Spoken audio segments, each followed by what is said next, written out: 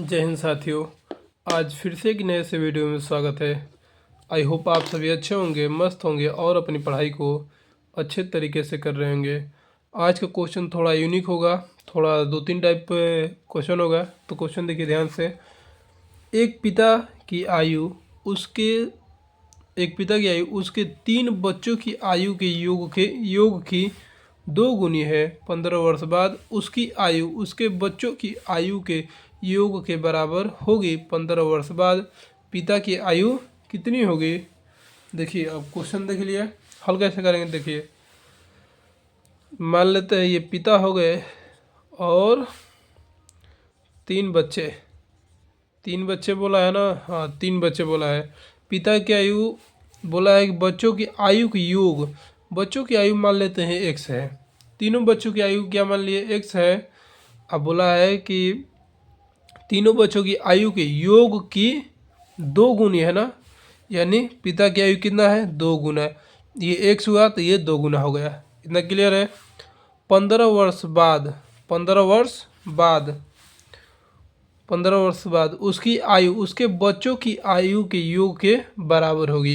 यानी देखिए 15 वर्ष बाद, यानी इसमें 15 जोड़ेंगे, इसमें भी कितना जोड़ेंगे? 3 बच्चे हैं ना, तो 15-15 साल सब बच्चों में जुड़ेगा। देखिए मान लेते हैं बी है सी है, तो 15 साल इसमें भी आएगा, 15 साल इसमें भी, 15 साल इसमें भी, यानी 45 साल इसमें जुड़ेगा। कितना जुड़ेगा? 45 साल इसमें जुड़ेगा। तब बोला है कि उसकी आयु उसके बच्चों की आयु के योग के बराबर हो जाएगी। यानी यानी इन बच्चों की आयु के योग के बराबर एक्स था पहले, अब 45 जोड़ देंगे, किसके बराबर हो जाएगा? 2x प्लस 15 के, 2x प्लस 15 के। पिता की आयु 15 वर्ष बाद की आयु के बराबर हो जाएगा। यहाँ से हल करेंगे, 2x इधर आएगा तो x माइनस 2x बराबर 15 माइनस 45, घटाएंगे तो माइनस एक्स आ जाएगा बराबर, यहाँ से घटाएंगे तो माइनस 30 आ जाएगा। एक्स से एक्स कट गया, एक्स का मान कितना आ गया? एक्स का मान कितना आएगा? एक्स का मान आ गया 30। यानी बच्चों की आयु का योग कितना है? 30 है। पूछा था तीनों बच्चों की आयु का योग कितना है? 30 है। अब पिता की आयु कितना हो जाएगा? 30 दूना 60। एक्स का मान 30 आया है तो 30 दूना 60 हो जाएगा। पिता की आयु कितना हो जाएगा? 60 वर्ष। लेकिन बोला है 15 वर्ष बाद पिता की आयु, 15 वर्ष बाद, तो इसमें 15 जोड़ देंगे तो ये हो जाएगा 75 वर्ष। 75 वर्ष राइट आंसर हो जाएगा। ऑप्शन नंबर सी फॉर कहो ना प्यार है कह भी दो। चलते हैं अगले क्वेश्चन पर।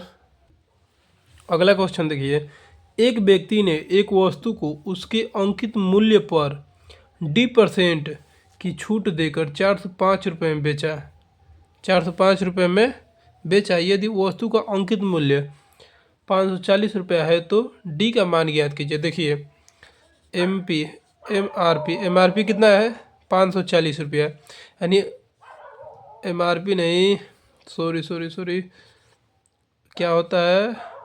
एम पी होता है ना, मार्केटिंग प्राइस, या हिंदी में लिख देते हैं अंकित मूल्य।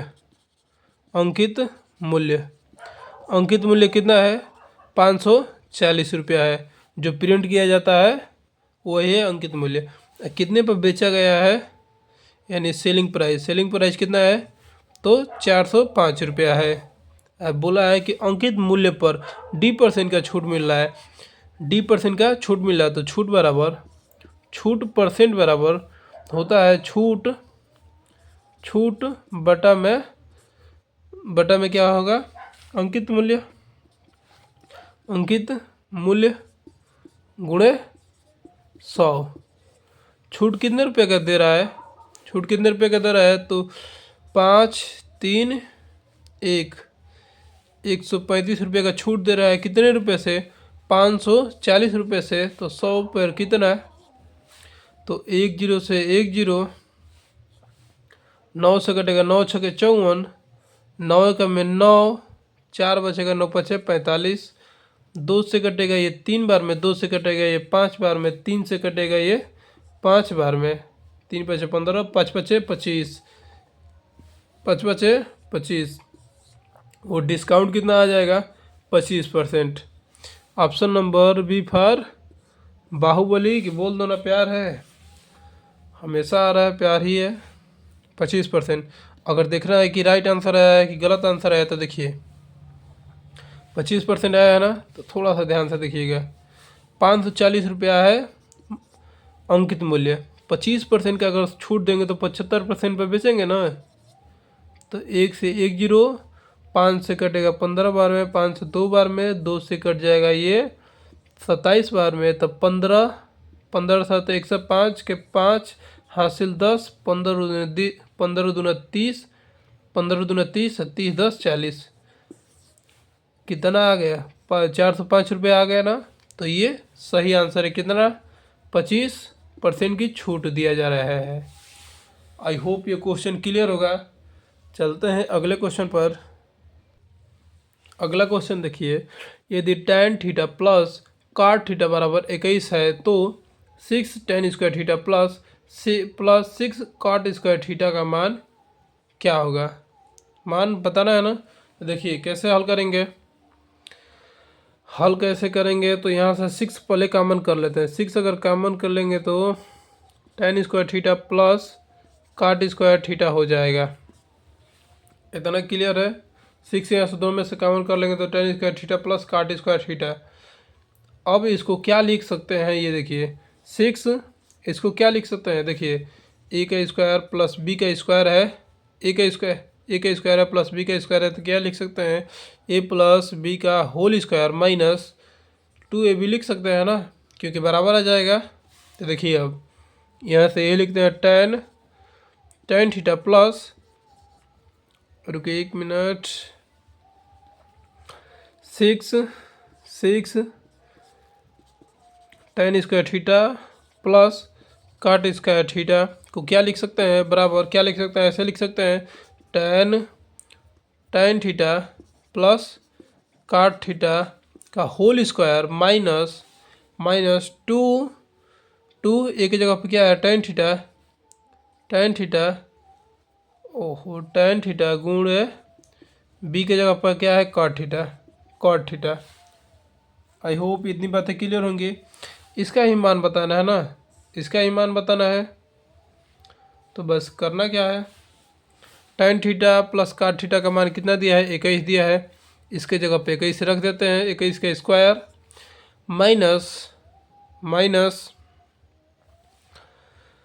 माइनस अब देखिए 2 tan थीटा गुणे cot थीटा को 1 में tan थीटा लिख सकते हैं। तो tan थीटा से tan थीटा कट जाएगा, कितना हो जाएगा 441, 21 का वर्ग 441 माइनस 2, घटा देंगे तो कितना आ जाएगा, ये कितना आ जाएगा 9 3 4 आ जाएगा, 439 आ जाएगा। ये तो हुआ इसका, बस ये 6 अगर नहीं रहता तो इसका मान हुआ, 6 अगर नहीं रहता तो इसका मान रहता, ठीक है। 6 अगर नहीं रहता तो इतना फार्मूला लिख सकते हैं, इधर 6 लिखे हैं तो यहाँ पर भी 6 से गुणा करेंगे, क्योंकि देख लीजिए a प्लस बी का होल स्क्वायर बराबर 1 प्लस बी का होल स्क्वायर माइनस 2ab भी होता है। अगर यहाँ पर अगर 6 है तो इधर भी 6 देना पड़ेगा। आई होप ये बात क्लियर होगा। 6 से इसीलिए गुणा करेंगे तो 9 छके 54 का 4, 9 छके 54 का 4 हासिल 5, 9 छत्री 18, 18 पन 23 के 3 हासिल 2, 6 चौके 24, 24 2 26, यानी 2634 इसका राइट आंसर हो जाएगा। आई होप ये भी क्वेश्चन अच्छे समझे होंगे आप लोग। चलते हैं अगले क्वेश्चन पर। अगला क्वेश्चन देखिए, एक बस एक दूरी का 2/5 भाग 50 किलोमीटर प्रति घंटे की चाल से चले, शेष दूरी 60 किलोमीटर प्रति घंटे की चाल से तय करती है। संपूर्ण यात्रा के लिए बस की औसत चाल क्या होगी। ऑप्शन देख लीजिए, 3 ही ऑप्शन रखे हैं। हल कैसे करेंगे, तो देखिए औसत चाल बराबर औसत चाल बराबर क्या होता है, कुल दूरी बटा में कुल समय, कुल दूरी बटा में कुल समय होता है ना। कुल दूरी भी नहीं पता है, लेकिन दिया है दूरी का 2/5 भाग 50 किलोमीटर से। देखिए हल कैसे करते हैं, तो हल करने के लिए थोड़ा सा जुगाड़ लगा देते हैं। दूरी बस मान लिए कितना, दूरी मान लेते हैं 200। 200 क्यों माने हैं कि क्योंकि इससे भी कट जाए, इससे भी कट जाए, इससे नहीं कटेगा ना तो 300 मानते हैं, थोड़ा आसान रहेगा। 60 से भी कट जाएगा और 50 से भी थोड़ा आसानी से कट जाएगा। 300 दूरी मान लिए, बस माने हैं, ठीक है ना। दूरी का 2/5 भाग 50 किलोमीटर, दूरी का 2/5 भाग 50 यानी 2/5 भाग 2/5 भाग यानी 2/5 भाग 50 किलोमीटर, यानी दूरी कितना हो जाएगा, 5 छः 30 और 6 दूना 12, यानी 120 किलोमीटर। 120 किलोमीटर 50 की स्पीड से गया है। 50 के कुल दूरी देखिए बस 300 माने हैं। समय बराबर क्या होता है, समय बराबर क्या होता है, दूरी बटे में चाल। दूरी बटे में चाल, 2 चाल है ना तो 2 दूरी लेंगे, D1 और D2, S1 और S2। क्यों ले रहे हैं ये भी बताएंगे। 300 दूरी माने हैं, बस अपने मन से थोड़ा कटने लायक माने इसीलिए। पहली दूरी 120 किलोमीटर, 120 किलोमीटर 300 बटा में 120 किलोमीटर किस स्पीड से, 50 की स्पीड से जा रहा है तो 50। पहला टाइम निकलेगा कि कितना टाइम चल रहा है 50 की स्पीड से, प्लस शेष दूरी 300 दूरी माने थे 120 किलोमीटर चला गया 50 की स्पीड से 120 किलोमीटर, यानी 081 180 दूरी बचा, यानी शेष दूरी किस स्पीड से, 60 की स्पीड से जाएगा।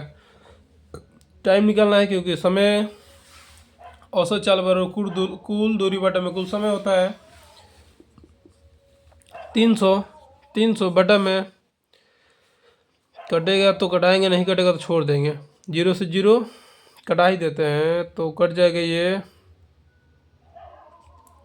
5 2 10 5 के 20 2.4, ये 3 बार में ये जोड़ेंगे तो 3 2 5 3 2 5 5.4 हो जाएगा।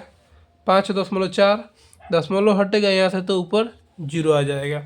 दशमलव नीचे से हटाया तो ऊपर 0 आ गया। आप देखते हैं अब कटेगा तो कटाएंगे थोड़ा, 3 से कटा दें, 3 से कटेगा ये 100 बार में 1000 बार में 3 से कटेगा, 3 एक में 3 3 एक में 3 और 2 3 8 24। अब 2 से कटाते हैं, 2 से कटेगा ऊपर कितना बार में, 500 बार में, 2 से 9 बार में। अब देखिए 5 9 45 सॉरी 9 5 45 9 5 45, 5 अधिक 50 हो जाएगा तो 9 5 45।